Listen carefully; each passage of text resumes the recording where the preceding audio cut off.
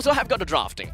Will we be able to see that respect over to the side of Juicin? Will Smart Omega understand that Few is a man that cannot be given freedom? Well, there is the possibility, now that they're on blue side, for them to first pick Juicin themselves instead, right? Like, do you think... Would they? That is the question, right? Because, like, I think Okir did play it once, or maybe I'm remembering incorrectly. But I don't think it went very well.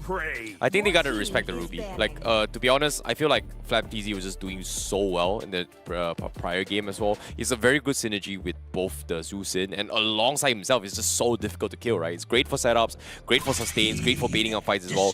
And I think Smart Omega, they made like a couple of attempts to try and shut FlapTZ with this Ruby. They just couldn't set up those fights. So I guess now they're just taking away kits away that are comfortable so that they can actually find one lane and just go in and set up for those ganks. I like how Falcon's AP brand themselves acknowledge the fact that Juicin can be a threat, and Juicin is of course a value that can even be made out of within of Smart Omega's draft. I thought that it could be kind of like a bait and switch kind of thing, whereby Falcon's AP brand, we show you how Juicin is meant to be played, and then pass it over to Smart Omega. You try now. It's not as easy as you think, huh? Well, I think typically teams that know how to abuse a strong hero are the teams that will respect it the most, right? Because they know intrinsically the fear that comes from playing against it. But giving the link over the Juicin though, would you have that much respect for Juicin?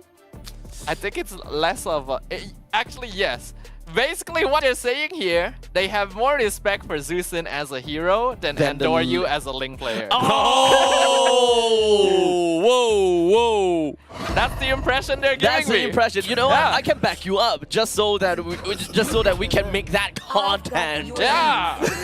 Falcon's AP brand headlines, and Dorio with Link is nothing as compared to Juicin as a hero. I don't think they're that worried about Link.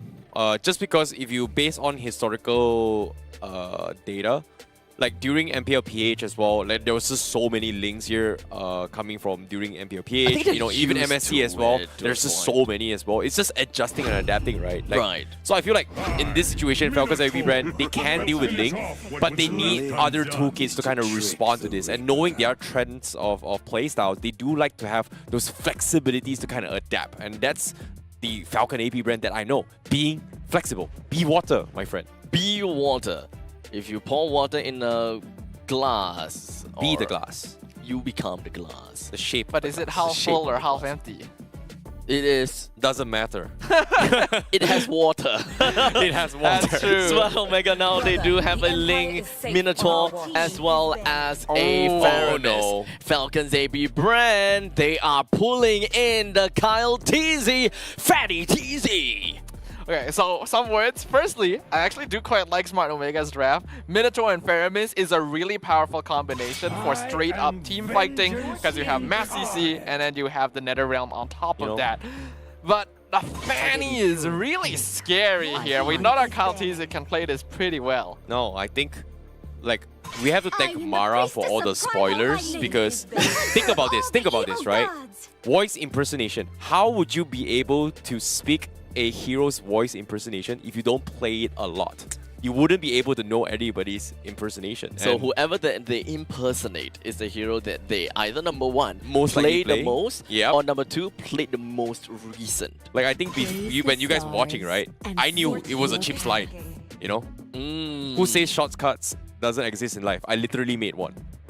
Everything else I didn't know. That is quite literally. Oh, right, because you're a tank main. Yeah, I'm a tank main, so I knew about it. So I was like... Oh yeah, by the way, Blade Armor didn't work earlier. Unfortunately.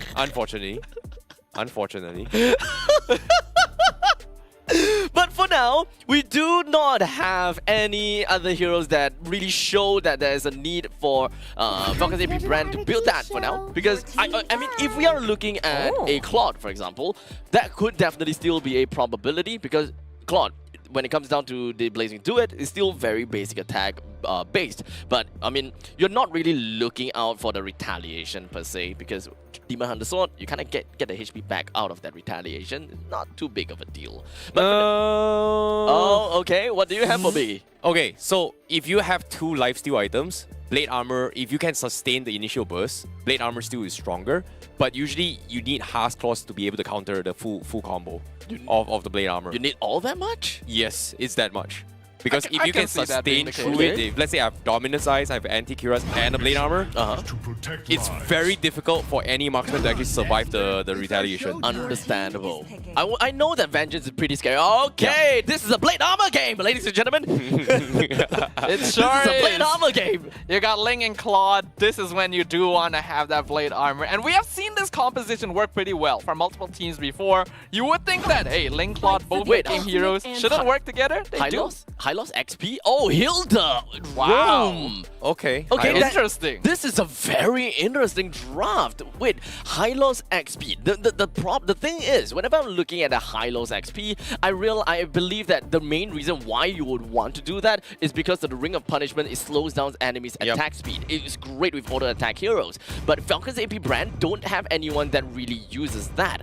Number 2, the other reason you pick up Hylos is because he works great with Vengeance, with the max HP pool being the highest of all MLBB heroes. So it gives you so much reason to use Vengeance, but now from the sound of Falcon's AP brand, you don't really quite have a reason to pick that Vengeance up. I'm not too sure, but I'm gonna leave the time over to you guys. You can talk all you want about this very interesting draft. I will be back again later to really just digest and dissect it again once we are done with this. Game number 2 between Smart Omega versus Falcon's AP brand. Who's gonna be the one that takes this game number 2? Let's tune in. Well, we are going to be jumping straight into the game right here, right now. And Diryu on the link. And Cal TZ on his Faint Fanny. Who is going to be the better jungler here? That's going to be my question here, because as of yet, Cal TZ already having a very early XP lead, actually. Yeah. Huh.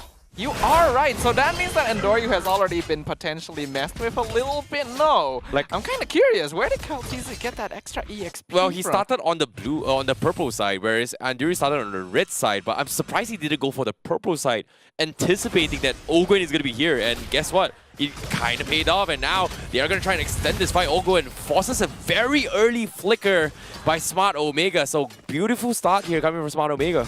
Yeah, good pressure there. Oh, unless the Fanny comes in. Oh no, I spoke too soon. I think Endoryu did get it. He does have his purple buff. Yeah, he does. My goodness, the pressure from FCAP is just unreal right now. Initially, we thought that maybe the early game wasn't like as effective because Hilda and Lilia should usually win an invade, but Smart Omega planned for it and positioned 3 players there to stop them. But then Kyle TZ just comes in and gives them another heart attack. That is the thing about Fanny. You always got to be worried about it somewhat. Ryota trying to cut waves. Okay, Ryota, you know, he's going to try and buy a little bit more time. He does have a little bit of Purify to just get out, but unfortunately, none of his members is going to be able to do so here. First blood in the hands of Falcon AP Brent.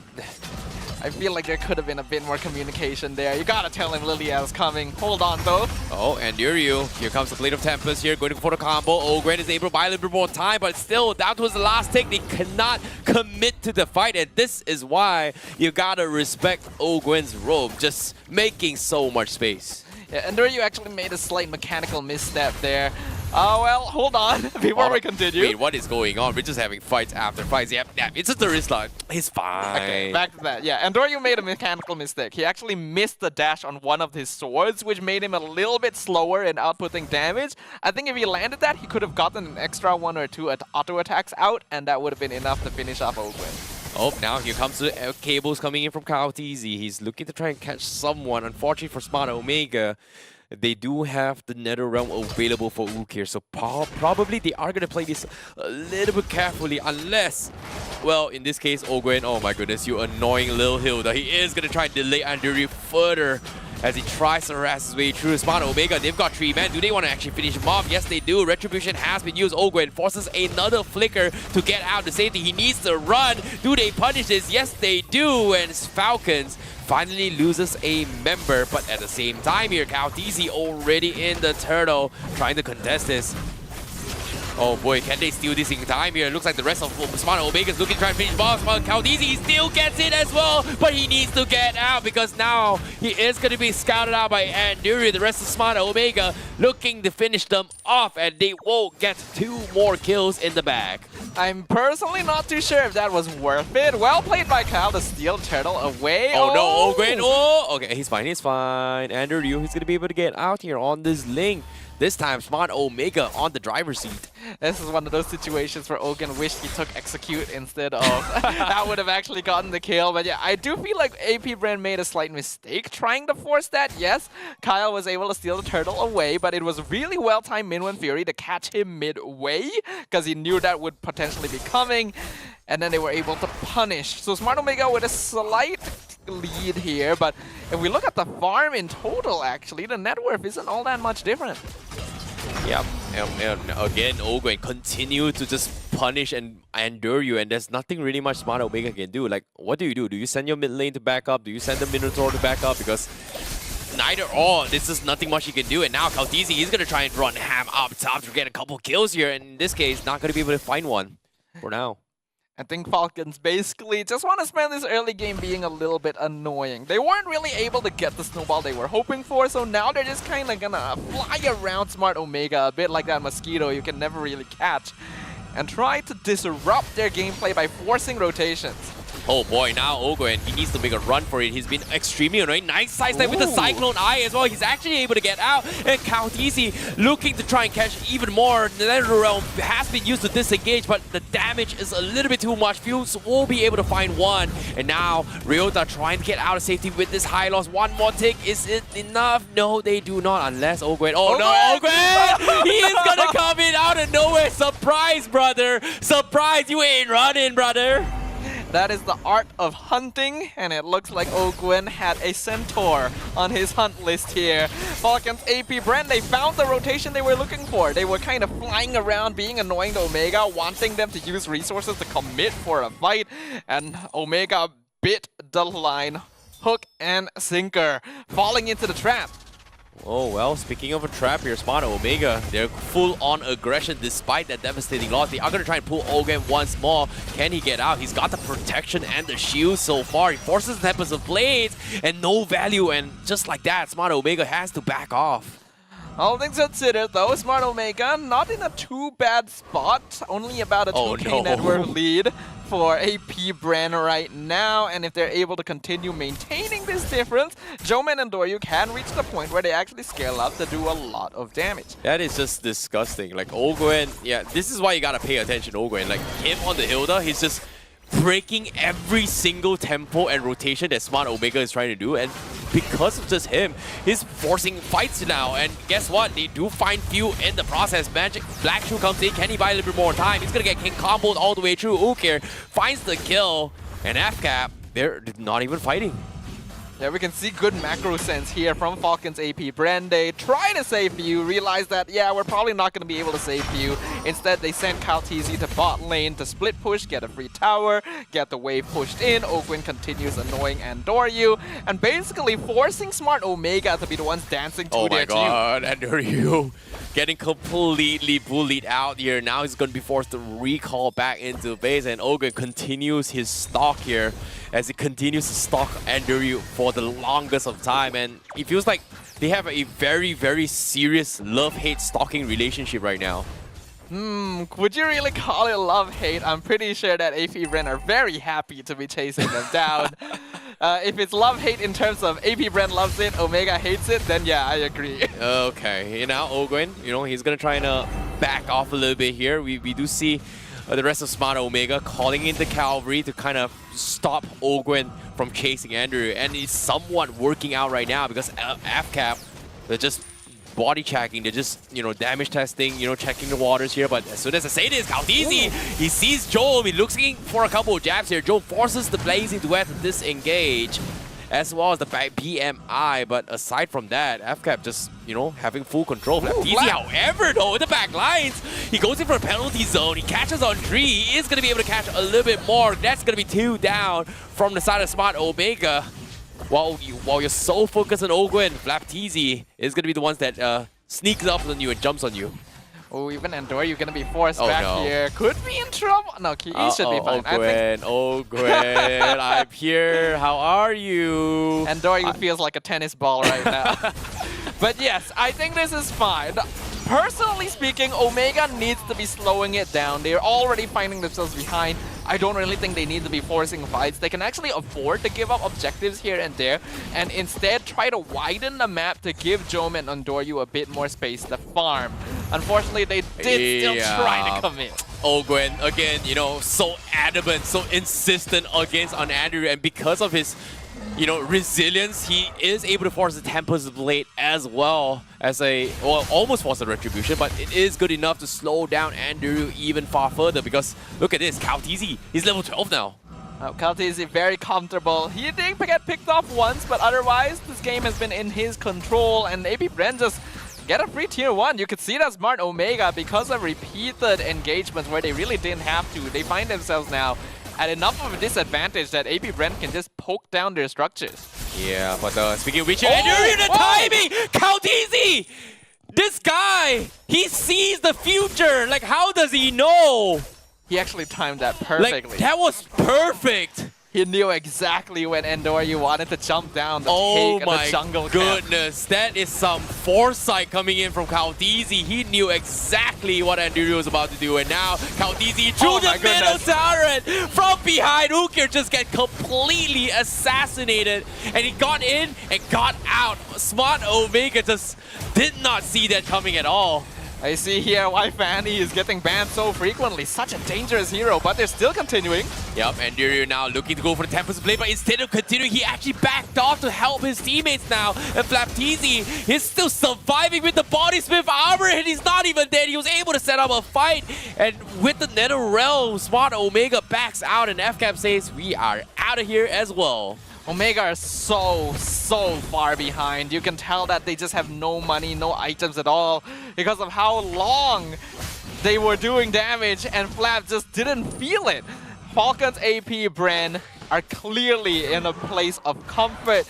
This is a draft that usually has some trouble keeping up once you get to the mid to late game, but if you're well ahead, then that is not a concern at all. That is so much Lord advantage too. There he comes, Kaotizi baiting a couple of reactions here. Smart Omega getting a little bit angsty to go trigger figure. Few forces a very early black shoe, but now Enduro, the force to fight. Temple Blaze comes in, connects onto 2. He's gonna try and finish off Field. No black shoe means he is gonna go down. And now here comes the BMI from Jome as well. He's doing decent amount of damage. Falcons, they still survive the damage output. They flip the scripts and double kill now for Flaptizi, just like that in one fell swoop. Smart Omega tried to take advantage of Few not having his ultimate. They did pick him off, but it cost them 4 deaths in exchange, which really isn't worth it.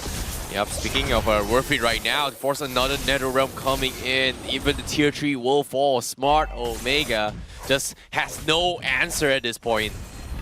We have to note as well, the reason Few used his black shoes there, he was tanking the tower so the minion wouldn't die so that they could finish it off. He wasn't quite able to hit it, but that's the reason he used it, and that's the reason Omega decided to jump on him. So, unfortunately, the goal lead is still way too much for Omega to try and make a big difference at this stage. Unfortunately, with the heroes that they have, they're not very good at finding pickoffs or punishing AP Brent's positioning. They have to counter-engage. So they really need to slow down and look at this from a more strategic perspective. Well, speaking of strategic here, seems like Omega still hoping that Jome is going to be able to be the master of everything right now, because as of yet, he is just under-farmed. And they need more farm up on Joe before they can make a bounce back. Meanwhile, Falcon's already making quick work on this Lord. Yeah, smart choice of Omega not to try and contest this. Kaotizi will be able to get that. Unfortunately, with only 1.5 inhibitors at best standing, it's going to be very difficult for Smart Omega to defend this. They really got to plan their cooldowns correctly, or they're going to find themselves in a heap of trouble. Because again, look at the items. Look at how much difference there is in terms of what Falcons has. Even a Queen's Wings for Kaotizi. You only get that on Fanny when you're this confident. And there's good reason to be. They've got Queen's Wing up on Flaptizi as well. He's going to be very, very tanky and difficult to kill off. And now with the Lord crashing in, They are gonna have to drop everything here. Smart Omega slowly mowing it down. The Lord will come down, but Chaldees, Flapteezy, well, looks like they are gonna play it safe. Objective is the key here. Chaldees making quick work on all the minions, and Smart Omega, they're able to defend as well. Falcon, they just don't want to commit. It's not worth it. Good discipline from AP Brand. I do personally feel like there was a possibility they could have muscled it in, but they do respect Omega's ability to counter-engage as a big 5-man death ball. Because if they all get caught in the Minuan Fury and the Netherrealm comes out, they actually do have a chance of being picked off at this stage, and they cannot afford to give that lead away. So instead, they use the Lord as a way to secure every structure and then reposition to return once they've hit their true item spikes, which are maxed out. Because all of their players are only about 1 or 2 items away from hitting that. And once that happens, they know that they can just whittle down Omega without much fight. Oh boy, FCAP, they've got all the space around Wogue right now, and it feels like there's nothing really much Smart Omega can do. But I'm really surprised that FCAP did not just, jump the gun right here, like considering the amount of lead they have.